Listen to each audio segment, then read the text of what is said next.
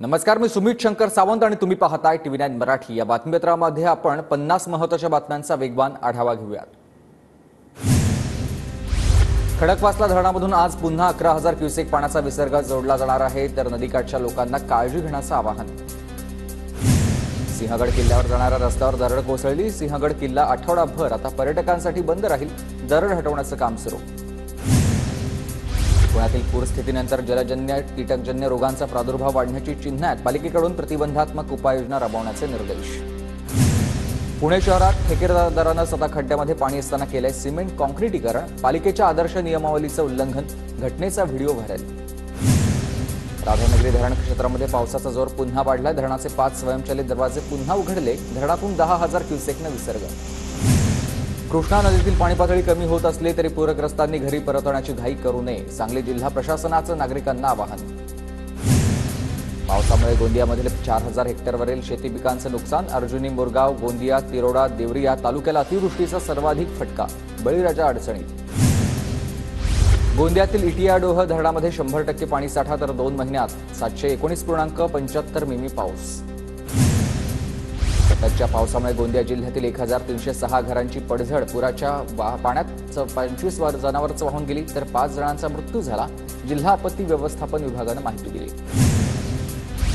सततच्या पावसामुळे पुण्याच्या भोरमधील भाटघर धरण 90% भरलेलं आहे। भोर शहराला दिवसाआड होणारा पाणी पुरवठा पूर्ववत करण्याची मागणी। शिंदे गटाचं भोर महानगरपालिका पाणीपुरवठा अधिकाऱ्यांना निवेदन।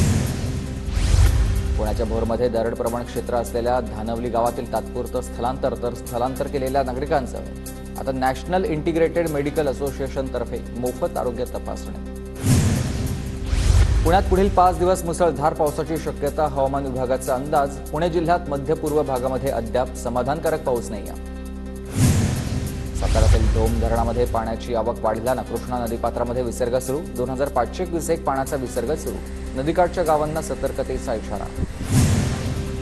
सांगलीतील कृष्णा नदीची पाणी पातळी काही प्रमाणात घटली, तर कोयना आणि चांदोली धरणातून पाण्याचा विसर्ग सुरू। जळगावात काल संध्याकाळच्या सुमारास जोरदार पावसाची हजेरी। शहरातील अनेक रस्ते जलमय, तर नागरिकांची तारांबळ।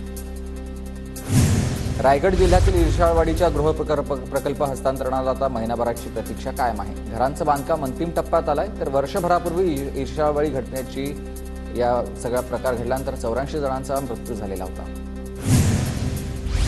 कल्याण मुरबाड नगर राष्ट्रीय महामार्गावर खड्ड्यांचं साम्राज्य। रस्त्याच्या कामामुळे खड्डे पडल्यानं प्रवाशांसह सामान्यांचे हाल। नंदुरबार शहरातून जाणाऱ्या नित्रंग शेवाळी महामार्गाची पावसामुळे दुरवस्था। रस्त्यावर मोठ्या प्रमाणात खड्ड्यांचं साम्राज्य। महामार्ग प्राधिकरणाचं दुर्लक्ष। 5 वर्षांपासून रखडलेल्या परभणी शहरातील 5 प्रमुख रस्त्यांच्या कामाला सुरुवात। रस्त्यांची कामं सुरू झाल्यानं नागरिकांच्या समस्या दूर होणार। मध्य रेल्वे मार्गावर तांत्रिक कामासाठी मेगा ब्लॉक। नागपूर भुसावळ दरम्यान धावणाऱ्या 11 गाड्या रद्द, तर प्रवाशांना मनस्ताप। मनसेच्या गुंडांकडून माझं घर जाळण्याचा प्रयत्न। आई बहिणीवरून शिवीगाळ करत गाडीची तोडफोड केली। राज ठाकरेंनी मला मारण्याची सुपारी दिली। मनसे कार्यकर्त्यांवर कारवाई करा, मिटकरींचं वक्तव्य। मनसे कार्यकर्त्यांवर नाही, तर राज ठाकरेंवर कारवाई व्हावी। मिटकरींच्या गाडीच्या तोडफोडीनंतर उमेश पाटील आक्रमक। हिम्मत असेल तर अजित पवारांनी स्वतःचा पक्ष काढून 2 आमदार निवडून आणावेत। आम्हीही जाहीर मिशी कापू, मनसे प्रवक्ते गजानन काळेंचं आव्हान। मनसेकडून विधानसभा निवडणुकीच्या पार्श्वभूमीवर जोर बैठका। पक्ष निरीक्षक संजय नाईक यांच्या उपस्थितीत छत्रपती संभाजीनगरमध्ये आढावा बैठक।